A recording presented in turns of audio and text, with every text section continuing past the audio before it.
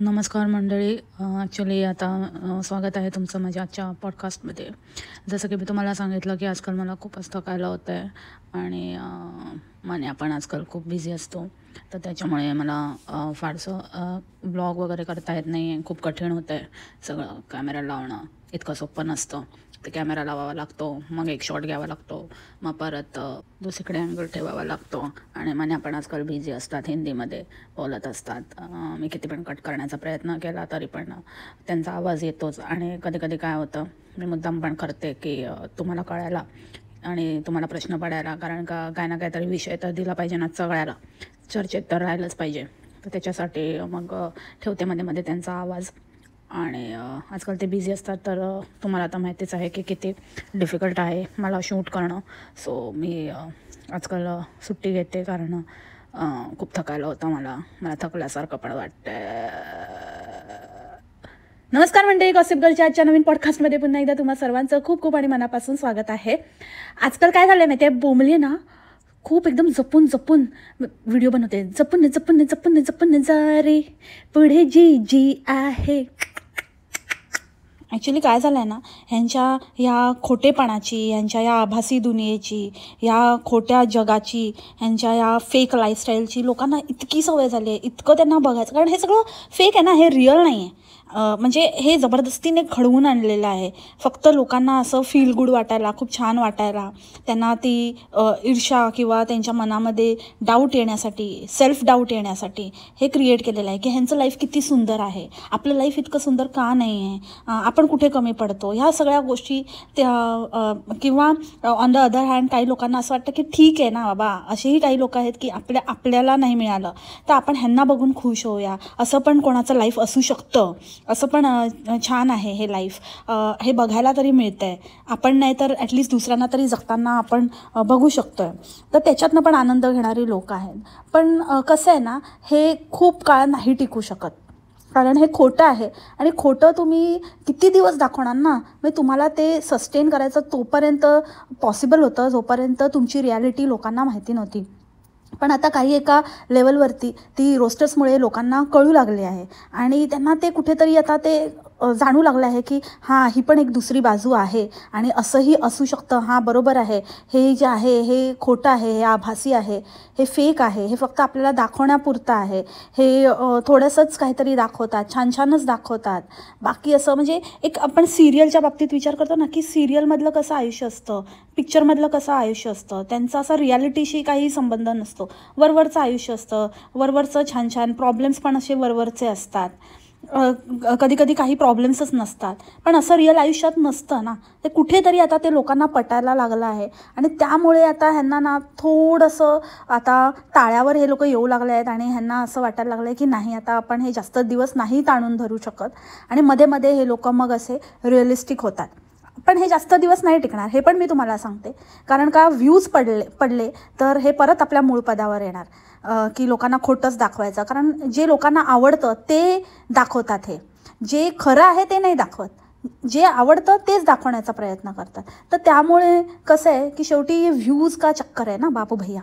तर त्याच्यामुळे जे थोडे दिवस आता हे लोक दाखवतील की नाही, हे खरं म्हणजे खरं आयुष्य ह्यांचं. पण जेव्हा व्ह्यूज कमी होतील तेव्हा परत हे लोक हळूहळू हळूहळू डोकं वर काढणार आणि परत त्याच खोट्याच्या दुनियेत प्रवेश करणार. कारण ह्यांनाही ती चटक लागलेली आहे, ह्यांनाही ती सवय झालेली आहे, ह्यांना त्याशिवाय ह्यांचं डोकं चालत नाही. आणि ऑडियन्सला पण ते बघायला आवडत नाही. ऑडियन्स खरं तर बघतच नाही आहे ह्यांचे व्हिडिओज, आणि न बघताच कॉमेंट करतायत की जस्ट त्यांना असं दाखवायला की बाबा आम्ही बघितलं आहे, आम्ही ऐकलं आहे, आणि तुमचं बरोबर आहे. हे जे काही आहेत ज्यांना असं दाखवायचं आहे की आम्ही तुमचे भक्त आहोत आणि राहणार आहोत, तर असे लोक त्यांना कॉमेंट करतायत. आता कशावरून, तर स्पेशली तो जो एक व्हिडिओ होता ज्याच्यामध्ये हिने कसं काय आपण जेव्हा परत येणार तेव्हा आपण कसं पॅक करणार आणि काय करतात आणि कसं सामान नेतात आणि काय अजून काय ऑल्टरनेटिव्ह आहेत, त्याच्याशी रिलेटेड एक इन्फॉर्मेटिव्ह व्हिडिओ बनवला, so called informative video,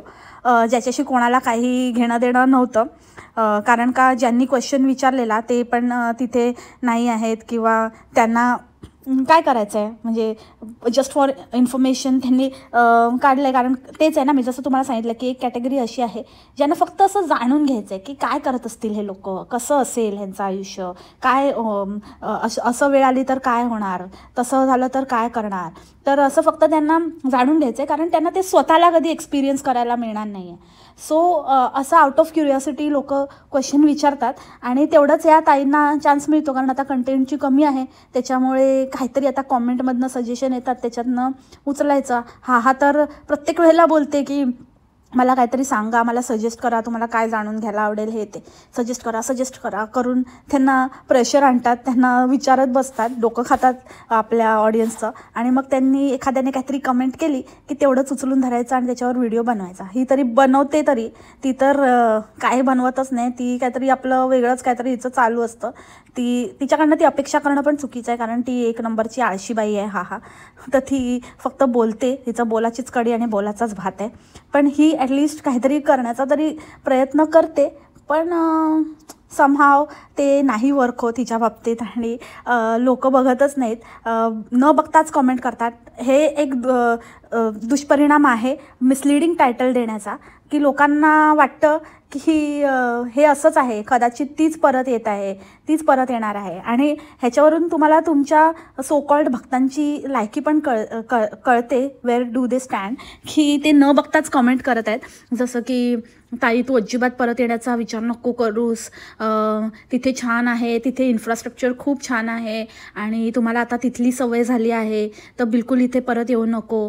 another comment says की ताई इथे काही राहिलं नाही आहे, इथे खूप दगदगीचं जीवन आहे, तुम्हाला तिथल्या सोयीस्कर जीवनाची सवय झालेली आहे, तर तू तिथेच राहा, इथे अजिबात परत येऊ नको. नंतर एका बाईने तर चक्क लिहिलं होतं की मला माहीत आहे बोंबले, तू खूप टफ टाईममधनं जात आहेस, पण ही वेळ पण सरून जाईल, तू काळजी करू नकोस बेटा, अशक्य ही शक्य करतील स्वामी. हे भगवान. आणि त्या बाईला हिने रिप्लाय पण दिला होता, हो ताई थँक्यू सो मच. हो ताई थँक्यू सो मच.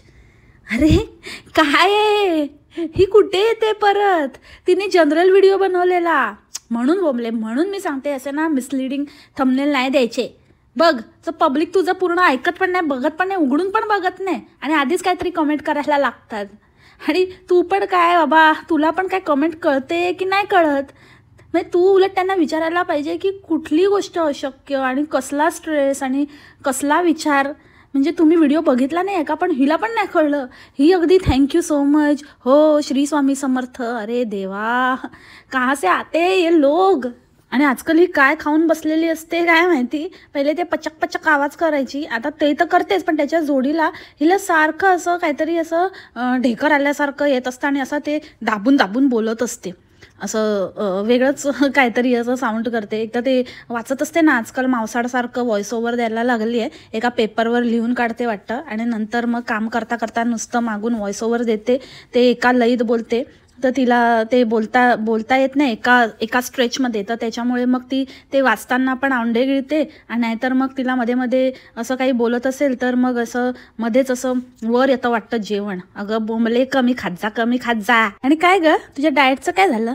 हां, मागे तर बोलत होती आम्ही फक्त वीकेंडला चीट करतो, चला बाबा आम्ही ते पण मानलं, पण आता तर कधी पण वाटेल तसं काहीही खात असते. कधी ही इच्छा होते, कधी ती इच्छा होते. ते कटलेट, नंतर काय पॅटीस, एक काय नाव नाही आहे, आधी कटलेट बोलते नंतर पॅटीस बोलते. आधी कटलेट आणि पॅटीसमधला डिफरन्स काय असतो ते आधी बघून घे. एनिवेज, पण तेव्हा म्हणते की मंडे आहे आणि आज मला इच्छा होते. हिला तर कसल्या इच्छा होतात. नंतर मग मी डाळ काढून ठेवली आहे, ती डाळ वाटून पिठलं खाण्याची इच्छा होते.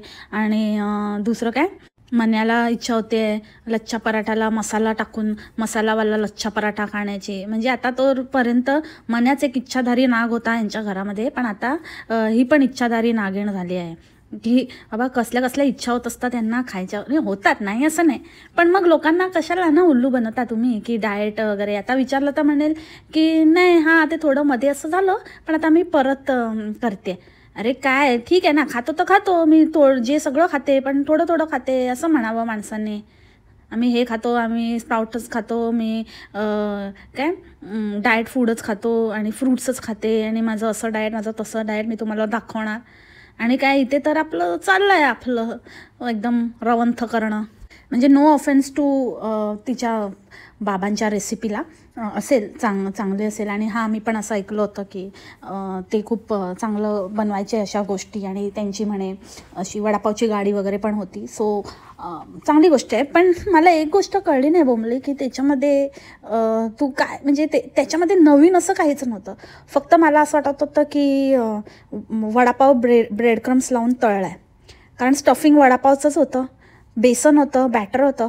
त्या बेसनवर फक्त ब्रेड क्रम्स लावले आणि शॅलो फ्राय केलं. आणि ते वाचवून दाखवायचं तर बाबा ते कधी सवय जाणार नाही. काय खाट खाट खाट एकदम वाजून दाखवायचं, झालं की नाही कुरकुरीत. अरे त्या मण्याच्या डोक्यावर वाजून दाखव, खाट, तर आम्ही मानतो झाले कुरकुरीत एकदम टणाक. आणि किती ती ओव्हर ॲक्टिंग. काय ते त्या दिवशी ते मण्याला इच्छा झाली मसाला वगैरे लावून लच्छा पराठा खायची, तर ते करून दिलं. तर मण्याला खायला दिलं तर एकदम मन्या, मी बसतो, मी आज आता माझा आज बऱ्याच दिवसांनी बसला आहे आमचा, आज बऱ्याच दिवसांनी गिनीपिग बसला आहे, टेस्ट करून सांगणार आहे आपल्याला. आणि कसं झालं आहे मन्या, खूप छान, खूप छान, खूप भारी, एकदम मस्त झालं खरंच. खरंच खरंच, मग काय खोटं खोटं म्हणजे हे बघा, ह्यांना पण माहिती आहे खोटं बोलतात, म्हणून मग परत रिकन्फर्मेशन घेतात. खरं बोलतंय ना म्हणा, खरंच. नेमकं कुठचं काम करतोय, एकदम गायब असतो, एकदम सीनमधनं गायबच आहे. आणि मागून फक्त आवाज येत असतो कधी कधी हिंदीमध्ये, कोणाचे तरी मीटिंग अटेंड करत असतो. मला वाटतं तिथे बसून आता कुठलं तरी रिमोट वर्किंग वगैरे याने घेतलेलं आहे, की तिथल्या इंडियन्सला फर्निचर वगैरे विकतो का काय माहिती, काय करत असतो. त्याच्यामुळे आता खूप डिफिकल्ट झालं आहे बोंबलीचं. यार बोंबलीला कंटेंट नाही. आता कुठे कुठे जाऊन दाखवते तरी एकटीच बाहेर जाते. आणि त्या दिवशी गेली होती बाहेर, आणि असा जातो माझा दिवस, आणि असं असतो धावपळीचा. एकतर काय काय वेळेला तर स्वतःहून मुद्दामून धावपळ करते अननेसेसरी. स्वतः काय गरज आहे का तिला तिथे झराझराला जायची, तरी गेली उगाचच. आता काहीतरी आता ह्या 2 दिवसामध्ये कुठे ट्रिपला तर गेली नाही आहे ना बाबा. आता कळेल आपल्याला, आता 2 दिवसानंतर येईल ना, तेव्हा नक्की काय कांड केलं येणे 2 दिवसामध्ये बसून. का खरंच थकली, का तिला काय काम वगैरे होतं, की का ती बाहेर गेली फिरायला. अरे आपल्या तोंडात कीच येतं, पण ही आहे ना का का का, तर उगाचच तिथे गेली. आणि तिथे कसं असतं, आता मला कोणीतरी कमेंट पण केलेली की तिकडे म्हणे खूप सॉलिड मोठा सेल लागला होता, आणि एकदम खूप म्हणजे मोर दॅन 50% ऑफ होतं, आणि त्याच्यामुळे बरेच लोक जात होते आणि घेत होते. तर त्याच्यामुळे गेली असेल, मनाला नसेल वेळ, आणि ते सेलचे थोडे दिवस राहिले असतील, तर सेल आहे तोपर्यंत पटपट जाऊन आली असेल. आणि दुसरी गोष्ट म्हणजे पॉसिबिलिटी आहे की काही घेतलंच पण नसेल, नुसतंच जाऊन ट्राय करून टाईमपास करून आली असेल. पोज बघितली का, एकदम काय कमर आता लचकणारच आहे, एकदम कसला वाकडा तिकडा आणि असं तसं. पण बोंबले खरंच म्हणजे काय करतेस काय तू, म्हणजे तू ना तुझ्या कॅमेरामध्ये जशी दिसते ना तशी इतरांच्या कॅमेऱ्यात दिसत नाही. म्हणजे खरंच असं वाटतं ना हिला किती हाईट आहे आणि अशी शिडशिडीत लांब वगैरे. पण तुम्ही ते तिचे ह्याचे पिक्चर बघितले ना, तुम्ही फोटोज बघितले ना, ते मी लास्ट टाईम तुम्हाला सांगितलेलं ते मंडळचे, तर तिथे बघा सगळ्यात बटली आणि अशी रुंद आणि असं हीच आहे. असं असं दिसताना वेगळी दिसते, तशी वेगळी दिसते. ये क्या सीन है, मेरे को समझ में नहीं आ रहा है. कुछ तो गड़बड़ है दया, बहुत बड़ा गड़बड़ है, दरवाजा तोड़ दे दया. भक्त बिंग भक्त, बापरे, की मस्त दिसतेस ताई, तुला वेस्टर्न कपडे खूप छान दिसतात, आणि तू असंच घालत जा, त्याच्यात एकदम भारी दिसत होते. ताई म्हणजे ताईच आहेत. ताईने सांगितलं नंतर दाखवणार तुम्हाला, आता मी नाही दाखवणार. आता कुठल्या व्हिडिओसाठी खास एकदम ते जपून ठेवलं आहे सिक्रेट कपडे, ते जेव्हा ते सिक्रेट रिव्हील होईल तेव्हाच कळेल. बट मला तरी असं वाटतंय कुछ तो मतलब है ना, बहुत बड़ा प्लान है. बहुत बड़ा नहीं, छोटा मोटा भी होगा, लेकिन कहीं जाने की तैयारी है. इसके लिए वो सब खरेदी की गई हुई आहे. आणि जेव्हा ते जाणार असतील का काय, तर तेव्हा ते फुरसतमध्ये ठेवलं आहे, तेव्हा आपलं दाखवणार भक्तांना. त्या दिवशी मी काय शॉपिंग केलेली ते बघा, आणि आम्ही कुठे चाललोय. आता कुठली सुट्टी वगैरे येते का मंडळी, सांगा जरा मला कॉमेंटमध्ये. आणि आता मी एकटी जाते, आणि आता मी हे करते, मी ते करते, आणि मी भाजीपाला पण एकटीच घेऊन आली. कारण मग मन्याला परत डबल फेरी नको ना, कारण त्याला खूप काम असतं, मग ते अननेसेसरी त्यांना घेऊन जायचं वगैरे. अरे वा, आजकाल खूपच जास्त मन्याचा विचार करू लागली आहे, की मन्याला फेरी लागेल आणि मन्याला काम असतं, आणि मग काय मी एकटी पण करू शकते, मग त्यांची कशाला उगाचच धावपळ करायची. अरे हे असं अचानक, असं कसं अचानक साक्षात्कार झाला हा. दिस इज नॉट फेअर हा मन्या, दिस इज नॉट फेअर. तू मला थँक्यू म्हटलं पाहिजे याच्यासाठी. बघ एवढं मला काय काय बोलले, एवढं तुम्ही हे केलं, पण बघा मी कसं एकदम सगळ्यांच्या कामाची जबाबदारीची जाणीव केली आहे, करून दिली आहे. काही महिलांना त्यांच्यामध्ये काय ॲबिलिटी आहे, ते काय करू शकतात, ते स्वतःही कुठल्या गोष्टी करू शकतात. त्यांना मी तसं नाही टेक्निकली फायनान्शियली नाही म्हणता येणार, बट मेंटली किंवा अशी रोजची कामं करण्यासाठी वगैरे इंडिपेंडेंट केलं आहे. So I am an influencer. मी आता थोडी इन्फ्लुएन्सर बनत चालली आहे ना मंडळी. म्हणजे हे लोक जे असतात ना, हे सेल्फ प्रोक्लेम्ड इन्फ्लुएन्सर असतात आणि हे ना जनरल असा म्हणजे त्यांच्या त्या भक्तांसाठी आणि कॉमन पब्लिकसाठी त्यांच्यासाठी इन्फ्लुएन्सर असतात की त्यांना. पण मी ना अशी एक वेगळ्या टाईपची आहे. माझ्यामुळे ना हे जे सो कॉल्ड इन्फ्लुएन्सर आहेत ना, ते इन्फ्लुएन्स होतात. म्हणजे मी तर एकदम सॉलिड आहे ना मंडळी. मला तर एकदम असं खूप मस्त वाटतंय, एकदम असं काहीतरी वेगळंच वाटतंय, खूप छान मस्त फिलिंग आहे. आणि आजकाल मराठी बोलण्याचा पण एकदम व्यवस्थित प्रयत्न होतो आहे आणि इंग्लिश बोलण्याचा पण. इंग्लिश आता मी विचार करून बोलते आणि इतकं विचार करून बोलते ना की मध्येच असं एकदम पॉज घेऊन विचार करून चुकलं नाही पाहिजे. भलेही ते बंद दरवाजा जास्त वेळेला उघड बंद झालं तरी चालेल, पण चुकता कामा नये. पण तरी पण चुकतेच. काय तर म्हणे की मला ना तिथे मला अननस मिळालं नाही, मिळालंच बरोबर होतं ग. बंबल तू पण कशी इतकं नाही घाबरायचं काय त्याच्यामध्ये. तू ठीक आहे का, पण ठीक आहे, तू इम्प्रूव्ह होते, शिकते ना. Very good. आणि काय, please correct me if I am wrong. ते एकदम करेक्ट होता. करेक्ट. ह्या वेळेला एकदम पेपर पास झालेली आहे बोंबल. बट हिचे भक्त दिवसेंदिवस आणि खराबच होत चालले आहेत. म्हणजे काय बोलतायत. आता पहिले तर म्हणायचे की बाबा तू ते युरोजमध्ये नको सांगू, इंडियन रुपीजमध्ये सांग, म्हणजे कन्वर्ट करून सांग. तेवढी पण तसदी त्यांना घ्यायची नव्हती. मग आता जेव्हा ती इंडियन रुपीजमध्ये सांगायला लागली तर बोलतात की नाही, इंडियन रुपीजमध्ये नको, युरोजमध्ये सांग, आणि युरोज आणि इंडियन रुपीज दोन्हीमध्ये सांग. आता तर एक वेगळीच कॅटेगरी आहे. आता तर म्हणतात की मराठीतच सांग काय आहे, किती भाव आहे, काय आहे. ह्यांना युरोज पण नाही कळत आणि इंडियन रुपीजमध्ये इंग्लिशमध्ये पण नाही कळत. एकदम मराठीतच सांगायचं. काय कुछ भी करो, बस मुझे देखो, मैं तुम्हारे लिए कुछ भी करूंगी. काही तुम्ही वाटेल ते मी मराठीत काय संस्कृतमध्ये पण सांगेन, पण मला बघा प्लीज. क्योंकि मी काय करू, मला आता सगळीकडनंच गोची झाली आहे. मी असं खुलेआम काही खोटं पण नाही बोलू शकत आहे, काय करू पण नाही शकत आहे. पण ठीक आहे, जे तुम्हाला पाहिजे, जे तुम्हाला आवडेल ते मी करेन, पण प्लीज देखो मुझे देखो.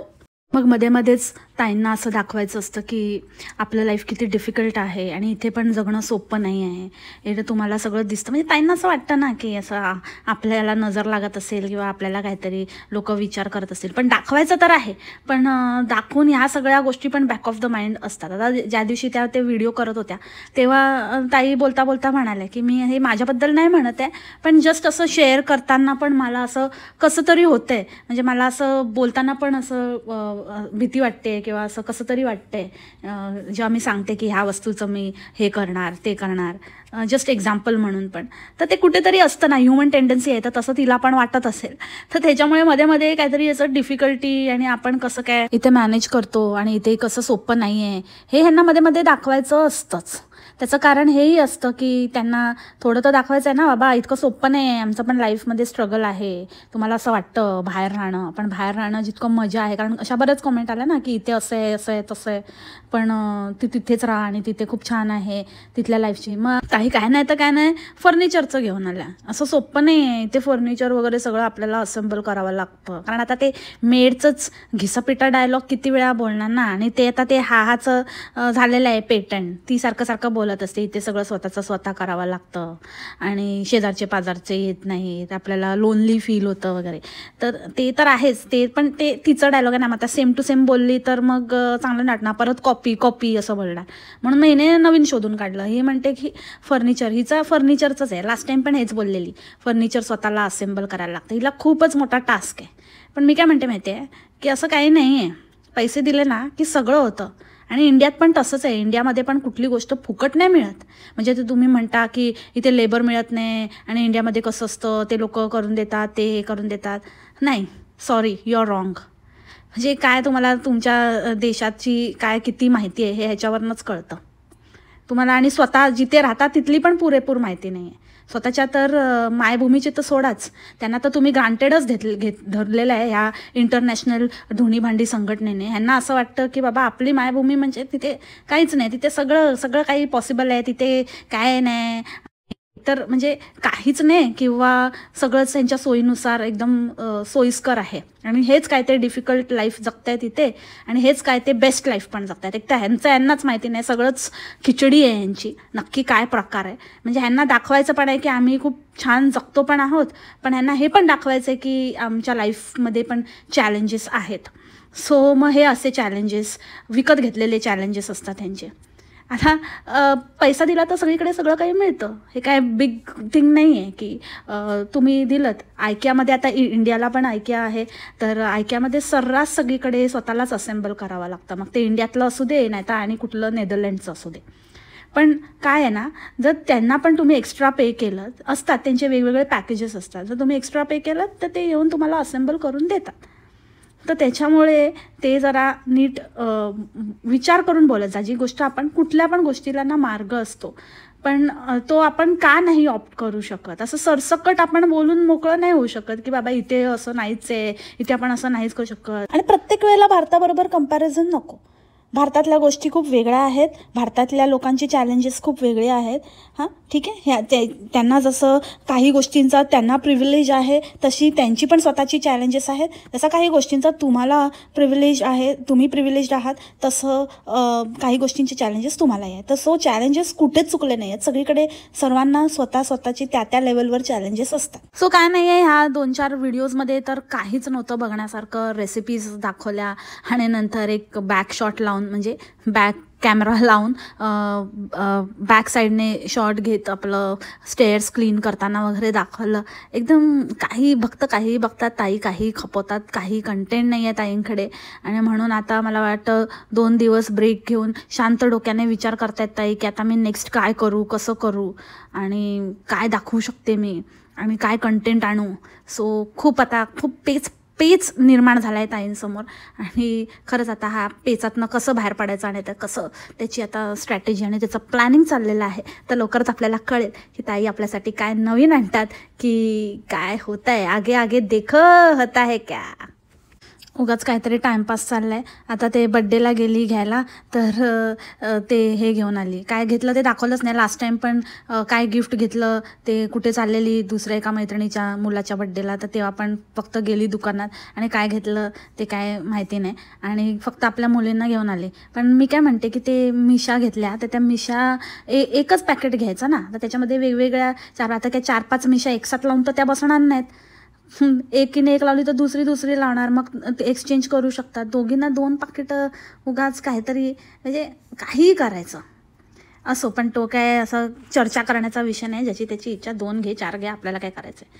सो एनिवेज या पॉडकास्टमध्ये इतकंच होतं, कारण का बोलण्यासारखं खरंच काही नाही आहे हिच्या बाबतीत सध्या तरी. यावेळेला विकेंडला पण कुठे गेली नाही, घरातच होती आणि एकदम जबरदस्त कॉस्ट कटिंग चाललेलं आहे. आणि कार वगैरे पण मनाला आराम देण्याच्या नावाखाली बाहेर जास्त जात नाही आहेत आणि कारचा यूज कमी केला आहे. सो काय ते कुछ तो बहुत बडा पकरा आहे, कुछ तो बहुत बडा होणे आला आहे म्हणजे असं मला आतून वाटतंय. बघूया काय होईल ते लवकरच कळेल. So stay tune for it. मी पण आणि तुम्ही पण. आणि बोंबले तू हायसं वाटून घेऊ नकोस, कारण मला माहिती आहे तू परत मूळ पदावर येशील आणि जसं तू परत ठगवाठगवीची कामं केली तर मी इथे बसलेलीच आहे. आयज ऑन यू. सो भेटू उद्याच्या पॉडकास्टमध्ये नवीन विषयासोबत. तोपर्यंत खा प्या मस्त राहा आणि स्वस्थ राहा. Take care. बाय. मासलामा.